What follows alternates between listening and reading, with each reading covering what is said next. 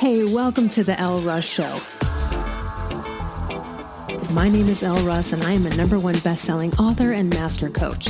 My intention is to inspire, educate, and motivate you with weekly content featuring amazing guests and solo episodes. Visit my website, elleruss.com, to learn more about me, my courses, free masterclasses, partner discounts, and much more. Enjoy the show. Connie, it's been a while. How you doing? Welcome back, or welcome to my new show. I am excited to be here. Thanks so much for having me. Yeah, we've had a couple of conversations on your show in the past and just in general on the side. I guess for everyone that doesn't know you, how did you get into even being of the health industry? We'll talk about specifically what you do and your particular journey. I'd love you to get into, but because how do people come to this, right?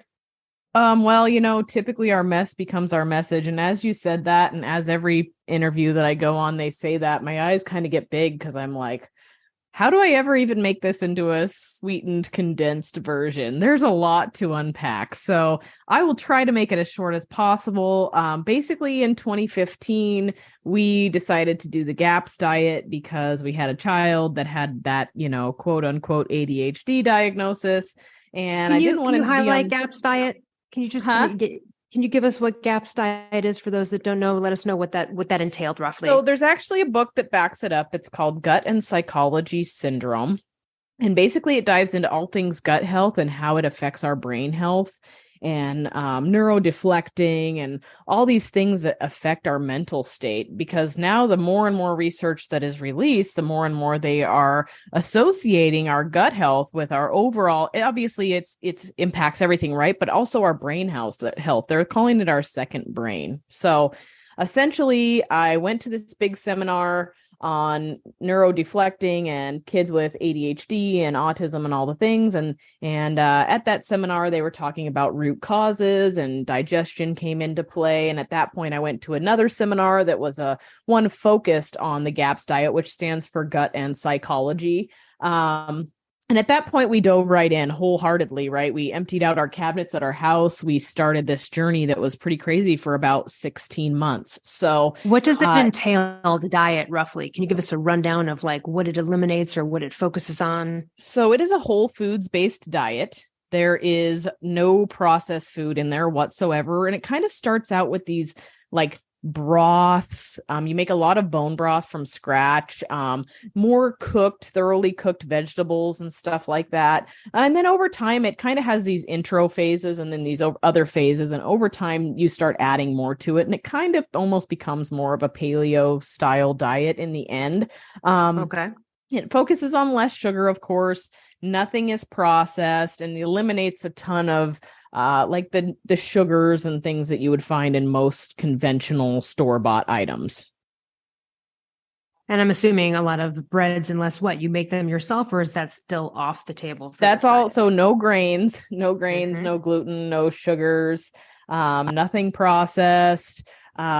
Fats are really important in the diet, similar to like a paleo style diet. It's like autoimmune paleo protocol kind of ish. Okay, well. Yeah, sort of like a whole food AIP combo paleo. Yeah. All right, cool. Just wanted to give people an idea of what you've entered into first before you tell us what happened.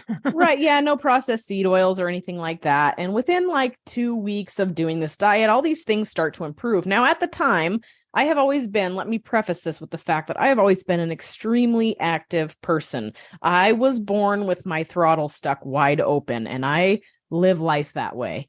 And I should not have been overweight. However, for a very long time, I had been struggling with something that could not be identified by allopathic medicine, which is where I met you originally, talking about thyroid and such. But we can dive down that rabbit hole later. Anyway, essentially going on this diet with my son fixed me as well. And at the time when we started the diet, I was 197 pounds. And not that it was about weight loss, but magically everybody in our house lost weight because we were eating real food and getting healthy. So no exercise was involved.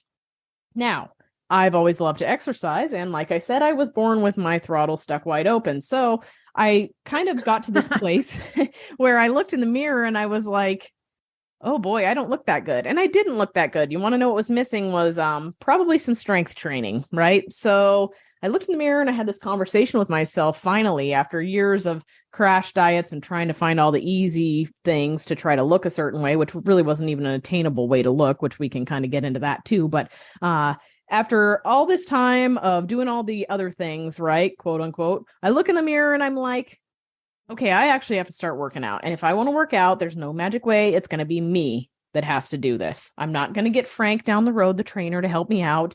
It's all me. Right? There's no magic pill. There's nothing I can do to make myself look the way I'm wanting to look. So I started setting aside time in the morning for this 10-minute routine. Now, this 10-minute routine was pretty powerful. And after weeks of doing it, I started to notice extreme changes with my body. And it was nothing special. It was like, 3 sets of squats, 3 sets of sit-ups, 3 sets of push-ups type of deal, and then go to work.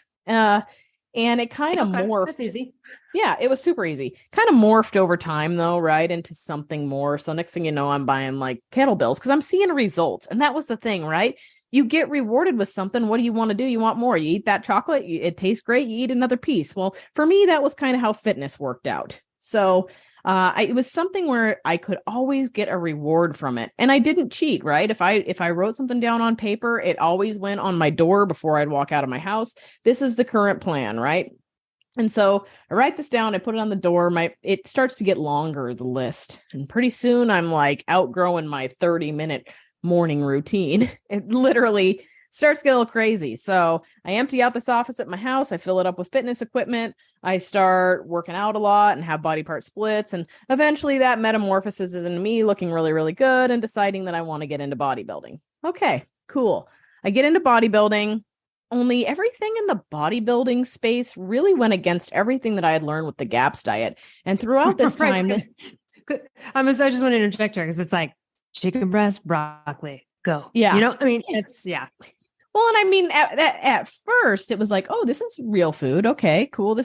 We are adhering to the eat real food standard, right? But it's the same real food over and over again in a huge deficit. Now, I was no dummy to this stuff because I had been doing lots of research, because all of a sudden, with all of the healing that our family had gone through and the amazing things that had happened and everybody was noticing, it sent me down this nutrition and gut health, thyroid, everything rabbit hole. I mean, I started researching everything. Well, then enter bodybuilding.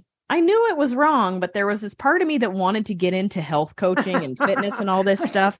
And I was like, well, if I don't look like the girls running down the beach in Baywatch, who's going to hire me, right? I mean, in the back of my head, that was kind of what I was thinking. Well, enter bodybuilding shows. I did one, did really, really well, kind of got addicted to it, even though I knew everything in the space was wrong. And then I had this coach that was telling me, oh, well, you could have a bunch of clients. You could prep bodybuilding people. There's way more money in bodybuilding people. Blah, blah, blah. And for me, it wasn't necessarily about the money, but I was definitely wanting to make a career shift. And so anyway, what that morphed into was me, in the industry, they say you can't be successful unless you're an IFBB pro. So that morphed into me pushing my body way harder than it needed to be pushed. Guess what? I ended up sick again. Only this time I was really sick and no amount of going to the GAPS diet would remedy it. Well, that was like, okay, now let's figure this out. And so the thinker in me kind of got crazy and started getting into all of these other little rabbit holes about adrenal health and thyroid function. And next I got a diagnosis for Hashimoto's, which I had never had before. Although all this time I had not felt well and I was overweight and had all these issues up until the GAPS diet. So then I figured out, okay, well, I probably had gotten now this is just a speculation, but probably had gotten my Hashimoto's into remission with the GAPS diet and this really perfect way of living and eating. And then can I just pause you for a second? Yeah. There? I just want to, share with the audience. Some people listening probably already know this, but Hashimoto's, the autoimmune form of hypothyroidism. We know for sure there are studies, there are sources and links, PubMed articles, eating gluten, grains particularly, but particularly gluten, ignites the Hashimoto's antibodies. There's a molecular mimicry thing happening there. And so usually, I mean, so that's why. And again, everything you're saying is actually like kind of the argument behind my book, The Paleo Thyroid Solution. But that's why. So I just wanted that her comment made sense, that she's like, oh, I probably had it in remission when I was grain free, you know, and paleo, not eating the inflammatory things that can contribute to people with autoimmune disorders. So go ahead. I just wanted to chime in and kind of clear that one point up, so everyone who didn't know now knows. Yeah, absolutely. And actually, that's one place where my clients and I automatically go. If they have an autoimmune diagnosis of any kind, it's like, hey, guess what? We got to talk about grains and gluten, because this is not something that's going to help you on your journey. Now, granted, during my bodybuilding journey, I was pretty decent with my food and I would do some rice and stuff. But where it got crazy is they want to trick your metabolism up and you get these refeeds. And at that point, it's like you're so hungry that all things go. What do you want to eat? You want to eat all the crap, even though that had not been in my vocabulary before. So I would have, every few weeks a refeed. It was probably something really not good for me. Plus, we also know that with Hashimoto's thyroiditis, stress is a huge factor. Well, bodybuilding is the epitome of stress. First, you got life stress. I was working this day job, 12-hour shifts. I'm a mom. I've got kids. I'm pounding my body into the ground. Well, when you have Hashimoto's and your thyroid is not doing well, typically you're a little less apt to lose weight. So here I am doing 3 hours of cardio on the Stairmaster, plus 1 hour workouts. Yeah, I'm in the gym like 3 to 4 to 5 hours a day, depending on the day. We've got stress. We've got poor diet. It was a recipe for disaster. Not only was it a recipe for disaster, it was a recipe for an adrenal crisis. So, yes, in the end, Connie had an adrenal crisis, and that sent her down all these other rabbit holes, because I'm a researcher and I want to truly, genuinely know what's going on. I want to be that person sitting there in the doctor's office saying, whoa, wait a minute. No, TSH is not that indicator of thyroid health, right? I want to back it up and have a full understanding of what I am looking at. And that's exactly what I did. And then also, as I was in this bodybuilding journey, I watched all of these other women suffering from the same things I was. Crazy Hashimoto's diagnoses, adrenal fatigue, crazy metabolic crises with their hormones and stuff. And I was like, man, the bodybuilding industry doesn't need me as a coach for bodybuilding. It needs me as an industry as a coach to keep women from having these struggles. And also in that journey, I also learned about, we have women out there that are desperate to get healthy and lose weight, yet they are under chronic stress. And then they add exercise to that, which further compounds the problem. So next thing you know, my eyes are open to things. Well, this was the part where I had to take a step back and go, okay, I'm sorry, body. Now, most people don't do this. I see them get caught in this spiral. They get so desperate to lose weight, they can't take a step back and figure out what they need to do to actually recover. So fortunately, I had some knowledge. I was armed with some knowledge, and I sat there and I was like, okay, body, I am so sorry that I did this to you. Now we've got to recover. And I promise I'm not going to do that to you ever again. Enter healing phase. It was not pretty. It looked like gaining 55 pounds, which was terrible, right? But if I would have gone back into a dieting phase, I would have reversed the healing that I was trying to accomplish. So at the time, it was more advantageous for me to go through a healing phase. And when I got my health right, then I would get the body composition back. That's right. Then it was to start dieting or doing cardio or all the things that people associate with weight loss. Yes, you can force your body to lose weight with all of those things. However, if you're having a metabolic crisis of some sort, probably not a good idea.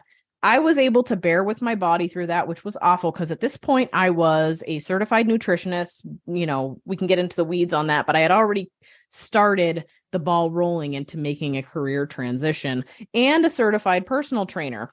Well, there is something to not wanting to be a personal trainer that's overweight. I mean, you wouldn't go to a dentist with rotting teeth. And that's kind of I'm not going to say there aren't larger plus size personal trainers that absolutely know what they're doing. But for me, that was a difficult thing, especially coming from this place where people had seen me in this fantastic shape for so long. So enter healing mode. I along the way gained 55 pounds, but had to actually accept that And that began, ditching caffeine, doing all the things to start to get my adrenals to recover. And that included a lot of more relaxing type activities, cycling, yoga, balancing weight training. So instead of going 6 days a week, I was going 3 days a week, and they were half an hour sessions, and they were short and sweet, in and out, rebalancing everything.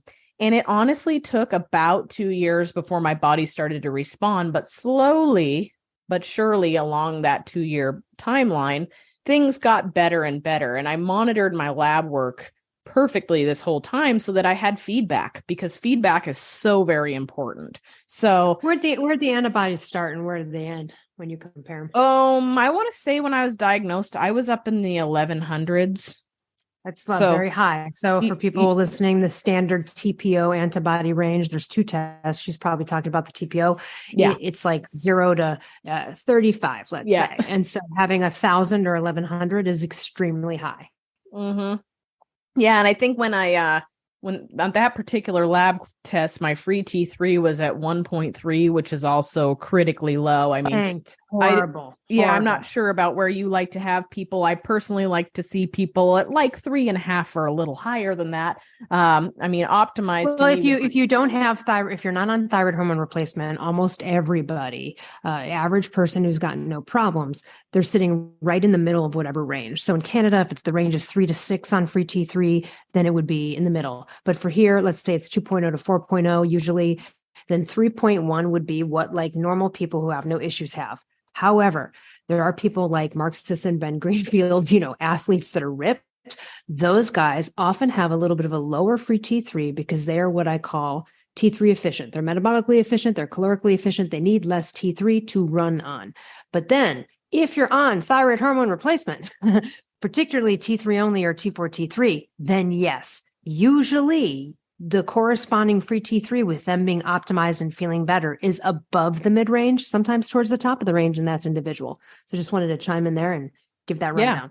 Yeah, absolutely. And that's pretty similar to how I operate with my own clients. But yeah, so anyway, enter crazy health journey. Connie gets crazy about every form of continuing education revolving around adrenal health, HPA axis dysfunction, you name it, right? So that has kind of allowed me to formulate as a coach and a nutritionist and all the things that I do. I formulate it into one big thing, because here is the gap in the fitness industry. The gap in the fitness industry is you have somebody seeing the trainer down the street. They're doing high intensity training 6 days a week, and then they are coming to me, who I was just doing the nutrition, or say I'm coaching, they come to me and they want nutrition advice. Well, the problem is it's not just fitness or nutrition. There's so much other detail involved. Like, what's your recovery? How much stress do you have? How full is your stress bucket? What are we burning? Like, there's so many things. It can't just be a single lens approach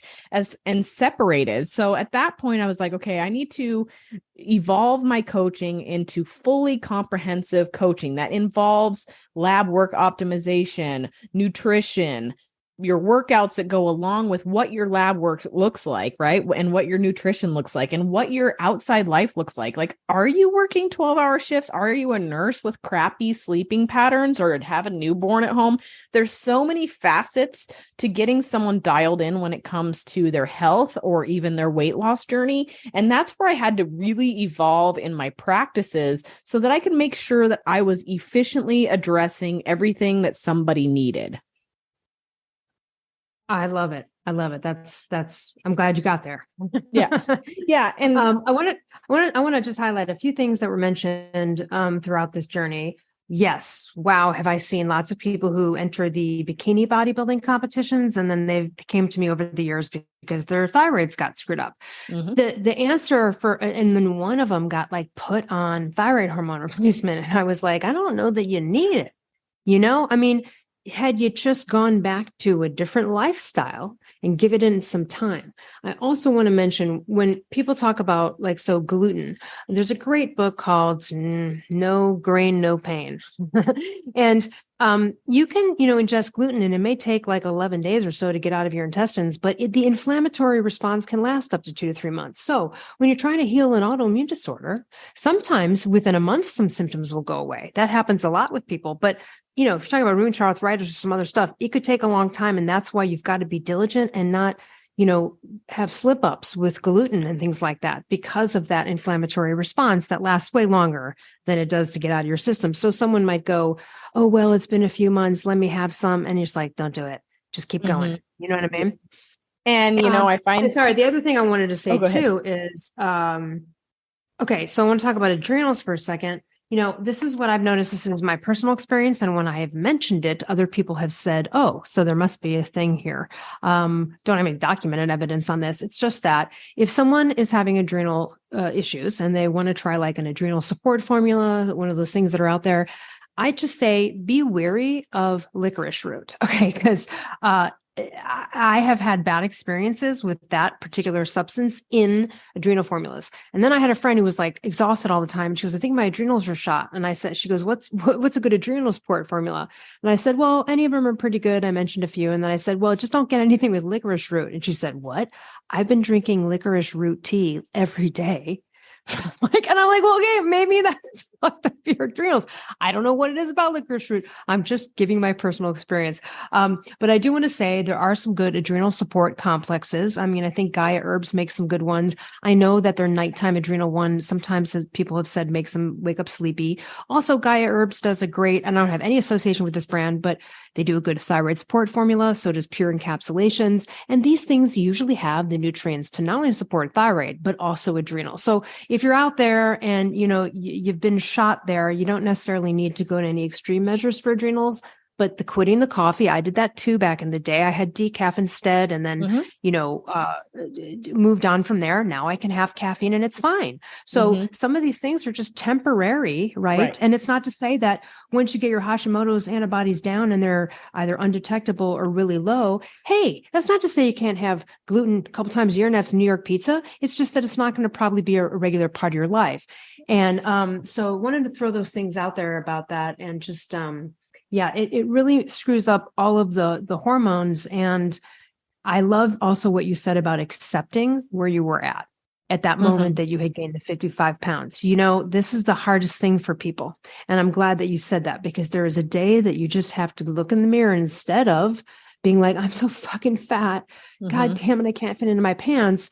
That it's like, hey, I am in the process of releasing weight. I am in the process of attaining my perfect balanced body. You don't have to lie to yourself in the mirror and go, I have the perfect bikini body, unless that feels right to you. But you can start to have turnaround affirmations because what you did was right because you were like, I need to chill, man. I need to chill. And if chill means that I can't go work out at the gym to try to beat this weight, but you knew that it was an adrenal thing and you had to rest. And that was the smartest thing you could have done. Right. Absolutely. And here's the thing. I'm going to backtrack on just a couple things you said there. I ended up making all the investments I could to also double check myself, right? Because as I am performance driven, I'm an elite athlete still, even now. And it's very hard once you get into that groove to wake up in the morning and identify if you're feeling crummy or not recovered, or if you're just being a pansy. And I know that sounds funny, but as an elite athlete, it's very hard to be like when you start to feel your body sending that signal that says, hey, maybe you should take a break today. You're like, no, I'm just being lazy. That's the lazy me talking. Well, sometimes it's not. Sometimes it's actually your body saying, okay, maybe you need a little break. So I did invest in this. I have no plug with Aura. I have no associations with them. I started with other wearables. I do wear an Aura ring now. Works fantastic for me if I need to reel myself in. So it was actually a great part of my journey because I could kind of tell I had this rule with myself. If I was under a certain number, I wasn't going to go to the gym at all. meant taking a nap that day, so I mean, I also, there are tools out there, whoop straps, things like that can also be beneficial for your health journey. Not necessary by any means, but definitely was a helpful thing for me as well to make sure I wasn't overdoing it. And I was maintaining that parasympathetic state. Now, the other thing I want to backtrack on there is like the licorice, for example. I actually personally use it. Now, this is something that we could dive into a little bit because you have a lot of supplements on the market. You have licorice, you have these phosphatidylstetrine, cortisol managers and things like that. Here is the problem. If I was like, oh my goodness, I'm stressed so much and I have high cortisol all the time, and I go and I take this cortisol manager, yet my lab work shows that my cortisol patterns are already dysregulated and bottomed out, I am going to cause myself a problem. Same thing goes with the licorice. Okay. And it's this way with a lot of products. And that's a part of the reason I say what you don't manage, you cannot measure, or what you don't measure, you cannot manage. Okay. So before jumping on any kind of supplement whatsoever, right. Cortisol test. Yes, yeah. And so that's where I was going to go is I have gotten into cortisol testing. It is phenomenal because it's so cheap too. It's really inexpensive, guys. It's like $100. You can even do it on your own. You don't even need a doctor. It's a saliva test and it shows the waves perfectly. And what we see is, and you know this, but I'm just saying it for everybody, which is when you have hypothyroidism, your adrenals are suffering because they're trying to help you out because you don't have thyroid hormone. So your adrenals get tanked. And then what happens is a couple of things. You could either have extremely low morning cortisol, which is what I had, or low cortisol like all day. But what it'll show sometimes is low morning cortisol. And then some people who have trouble sleeping will get like a burst of energy at for 6 p.m. and they'll have like high nighttime cortisol. Those are the ones that have trouble sleeping. I had horribly insufficient morning cortisol, and cortisol is completely related, obviously, to thyroid and all of that. So yes, I agree with you. Before you venture down this road, lifestyle first, get a cortisol test. Absolutely. And then, back to the licorice thing, there is some very specific procedural protocols that have to be in place if you are going to use it. It is not something you just take long term. There are certain cycles that need to be in mind when you're doing it. And it all is based on what your lab work looks like. So that is one that I'm so highly actually surprised that they even sell that over the counter, to be honest with you. They sell it it's in formula sometimes. So it'll be in an adrenal formula, and the phosphatidylserine too, that also screws me up, has screwed me up as well. But other people, it's really helped. So again, I agree. Don't willy-nilly just go buy adrenal supplements. People be running out, they'll be like, oh, get adrenal glandular cortex. It's like, that's for like severe situations. There's other people who, when they have adrenal fatigue, think that they need HC. They don't. That is for very severe situations. Most people don't need that. So I've seen that misused or misunderstood a few times, but I like that you're bringing up these nuances with something particular like a licorice root. A lot of these innocuous herbs that are even in herbal teas and stuff can be damaging if you don't know what you're doing. Right. And that's where you have to go back to find a professional that knows what they're doing, can walk you through this. So many people offer consultation only type stuff. So at least you're getting pointed in the right direction, or if you need to ask questions, that availability is there. So I think there's a lot of people that just dive into things based on what they see on the internet, and there can be some problems with that. And for example, I do have a friend that is going through an adrenal crisis. Unfortunately, she's one of these friends that always hires someone else, but then wants to ask you your opinion. And so, and I was, that's great. Or they go somewhere else. They're like, no, my friend can't possibly know. And then they come back like a year later and they're like, I'm so fucked up. Will you help me? And you're like, you didn't have to. I always hate to say I told you so, but I told you so. And that seems to be something that comes out of my mouth frequently because you and myself also don't have filters. So sometimes the things that most people think we happen to say, that also is a thing. But I told this person, she said, oh, well, I'm working with this specialist on it and he's doing X, Y, and Z and blah, blah, blah. But would you add this? And could I do this? And blah, blah, blah, blah, blah. And I said, you know what? I said, too many cooks in the kitchen make for stinky soup. And I said, I said, you have somebody that clearly has some form of training, or maybe not, but you clearly have somebody that has an idea on what he's going to do for your particular case. And if you were to go and throw in something that I suggest in his plan, it's definitely not going to be advantageous to your healing journey, or more than likely not, because normally, I mean, we may not all do things the same way. We more than likely do them far differently than from other people, but sometimes a plan is what you have to follow through with before you know that. So if you start throwing a bunch of monkey wrenches in there and questioning things, you're more than likely going to have a really stinky soup.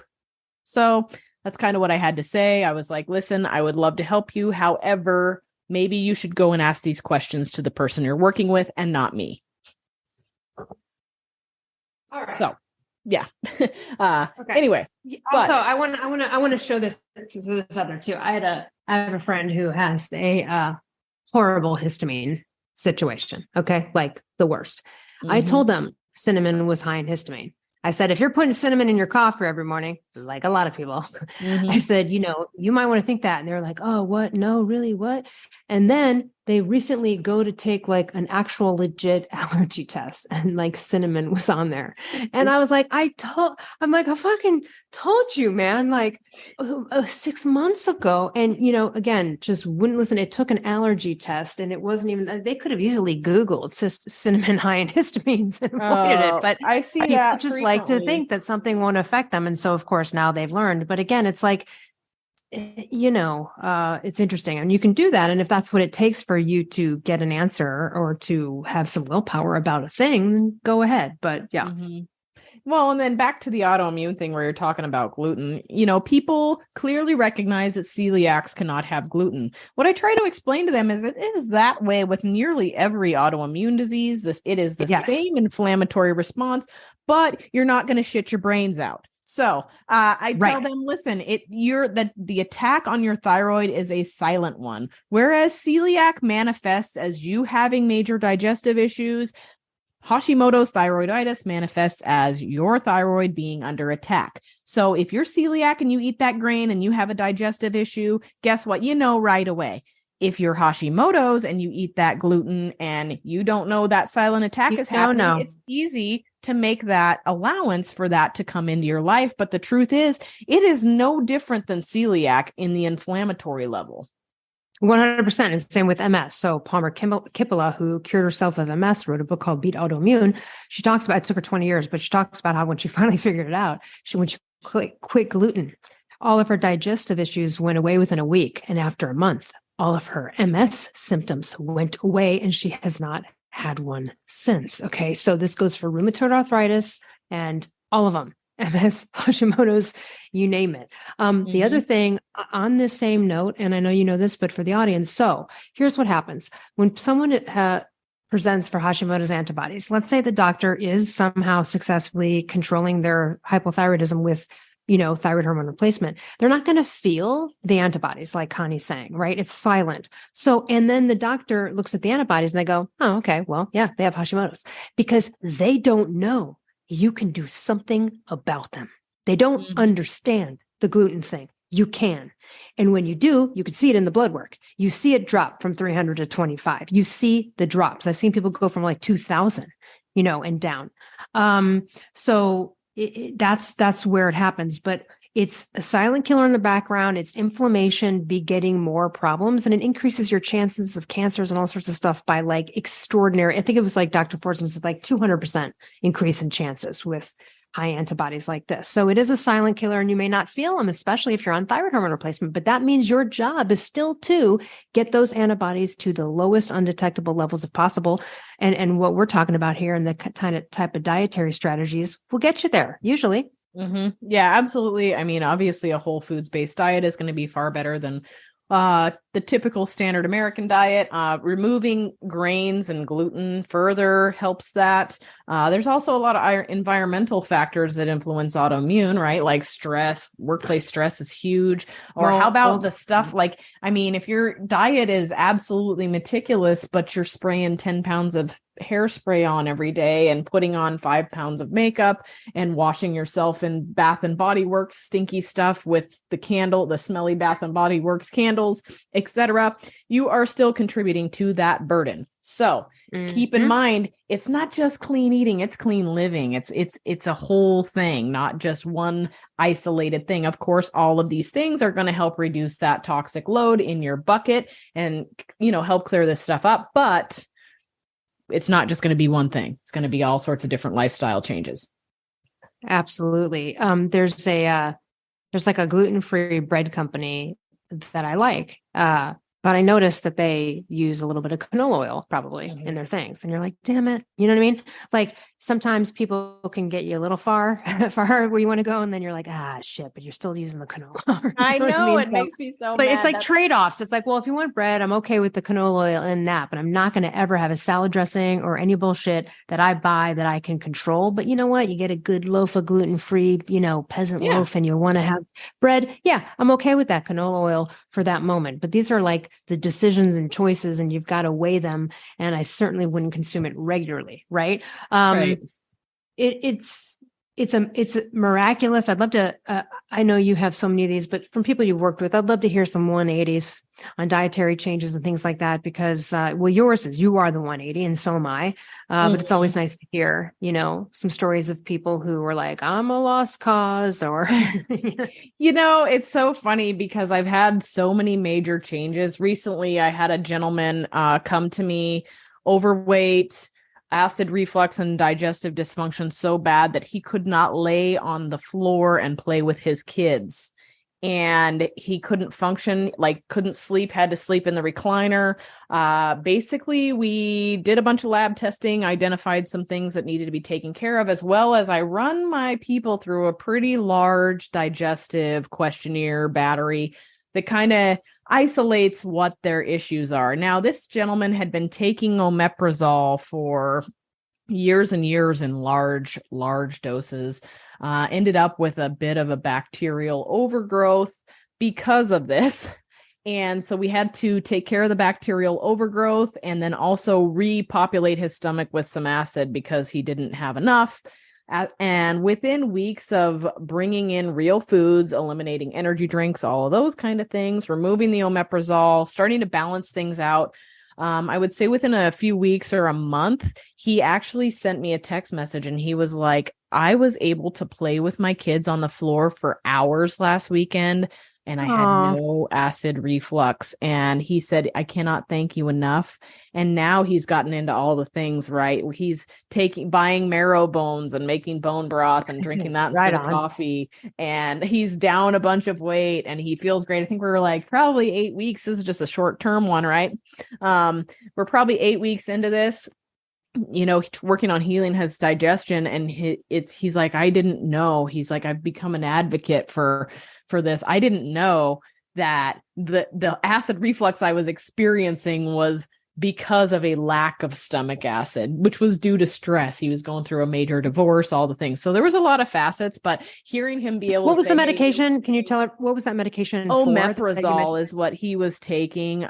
It's basically a proton pump inhibitor. So it keeps your stomach from secreting acid, basically, in a nutshell. There's other ones out there, the same kind of thing, like Prilosec. You've probably heard of that. Yes, those are dangerous. And most of these situations with acid reflux can be absolutely handled the way you're talking about. Yeah. And it was really, really great. Of course, I'm a huge fan of aloe vera. So we brought a bunch of that stuff in initially to help kind of soothe his digestion. And then at that point, we were able to taper off some things. And I actually believe he's able to taper off some of the acids that we had him on as well now. Stress has been managed. His gut is now healing. It's not quite so sensitive. So a lot of these things can be remedied based on your lifestyle and your nutrition. And luckily his case was pretty straightforward, right? But I've got other ones where we are a year in and we're still seeing those gradual improvements, but they've got a long journey ahead of them because I get to see the worst of the worst, which is kind of the hard part about my job.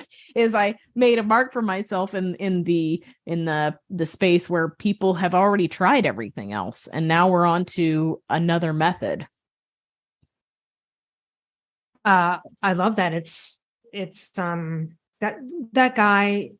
That moment, before he texted you, he must have just teared up being able to play with his kids. You know Oh what I man, mean?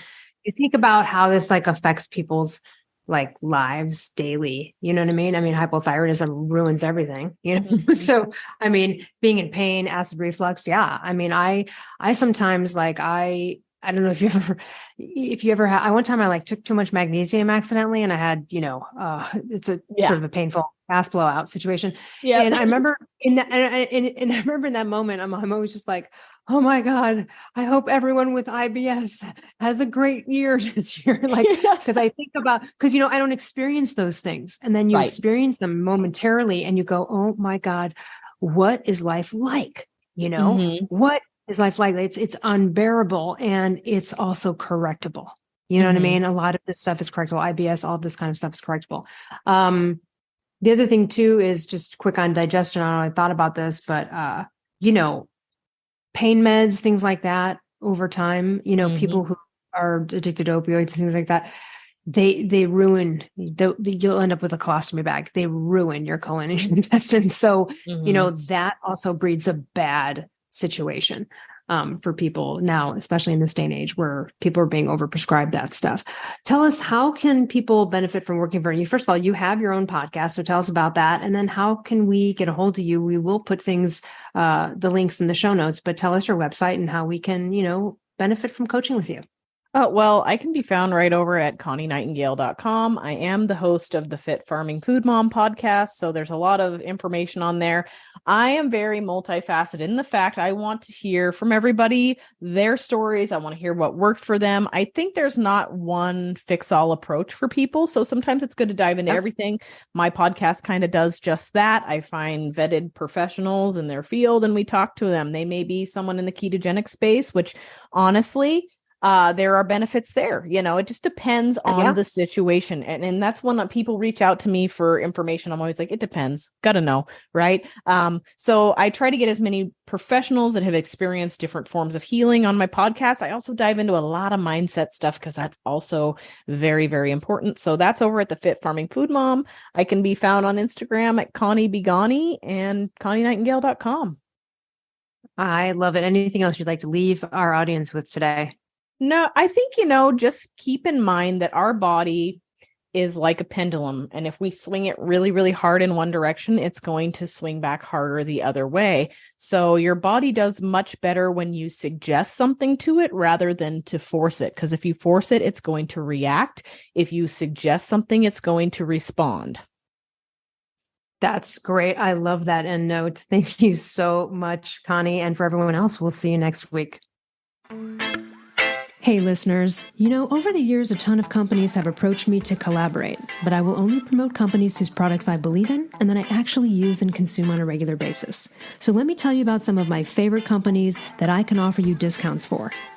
Rep Provisions, an amazing company doing incredible things for our planet, topsoil, and animals with regenerative agriculture, and it's my #1 source for quality pasture-raised meat and chicken. Visit repprovisions.com and use code L15 for 15% off. I'm also obsessed with a company called Carnivore Crisps. They make a lean, all-natural, and delicious alternative to conventional snacking, made with just real meat and real salt. Totally addictive, and my favorite ones are the beef brisket and the ribeye. Visit carnivorecrisps.com and use code PALEO10 for 10% off. I also love and regularly use Paleo Valley products. They make amazing supplements and delicious paleo products. I use the superfood greens powder, grass-fed beef sticks, the organ complex, and their bone broth bars. I love the lemon and apple. I also use their essential C complex and more. Visit paleovalley.com/promos/Elle Russ for 15% off. I also love Primal Kitchen. They make delicious paleo-approved, gluten-free, grain-free, soy-free, and no refined sugar products. And I use them daily, from their collagen powders and sauces and marinades to their avocado and olive oil. So good, so healthy. Visit primalkitchen.com and use code L10 for 10% off. I also love paleo powder and use it almost on everything I cook. They make incredible seasoning blends, and they also have these incredible grain-free coatings that feel just like crispy breadings that you would have had prior to knowing that there's another way. So visit paleopowder.com and use code L15 for 15% off.